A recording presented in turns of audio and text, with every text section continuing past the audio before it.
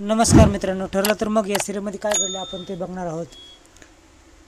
तन्वीने केलेला पसारा सर्व ही कल्पना आवरत असते आणि तन्वी तर मोबाईलमध्ये गुंग असते. कल्पना तिला डाव मागते पण ती सुरा देते. त्याच्यावरून तिचं लक्ष कुठे आहे तिला कळतं. कल्पना रोट्या कशा बनवायच्या हे तन्वीला सांगते. ती स्वयंपाक करण्यापासून कल्टी मारते आणि बाहेर मैत्रिणीसंग बोलत बसते. आता तन्वीने कल्टी मारली हे पाहून प्रताप हसतो. कल्पना आणि सायली दोघी मिळून स्वयंपाक करू लागतात. कशी पटापट सायली काम करते हे बघून प्रताप आणि अर्जुन त्यांच्याकडे बघत असतात.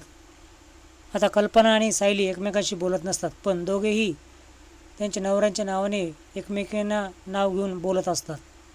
तेच अर्जुन बोलतो की आपल्या दोघांचं कबूतर झालं आहे आणि चिठ्ठी पाठवण्यासाठी जुन्या काळामध्ये कसे कबूतर पाठवायचे तसं, आणि हसू लागतो. आता अर्जुन आणि प्रताप हे दोघे तिथून निघून जातात. कल्पनाला बोलायला कोणीच नसतं. शेवटी पथ्य आले. कल्पनाच्या न बोलतच सायली सर्व वस्तू तिच्या हातात येत असते आणि दोघी स्वयंपाक करू लागतात. आता महिपत दामिनीकडे ते सुसाईड नोट घेऊन येतो. आता महिपत ती सुसाईड नोट दामिनीला दाखवतो.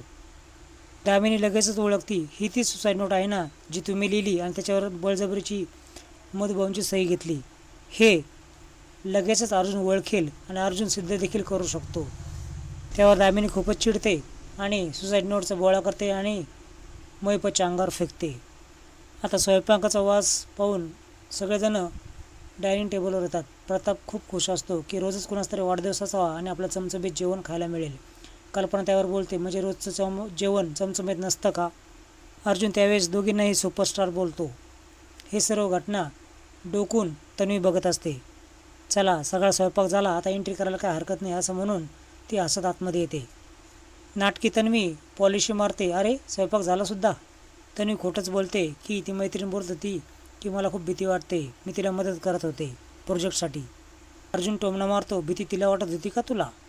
प्रताप लगेचच तिला हसतो. स्वयंपाकाचा घमघमाट पाहून पूर्णाजी येते आणि सर्वांचं कौतुक करते. तन्वीकडे ती बघत देखील नाही. तेव्हा सायली खूप खुश असते. तेवढ्यात अश्विन येतो आणि सर्वांना खूप आनंद होतो.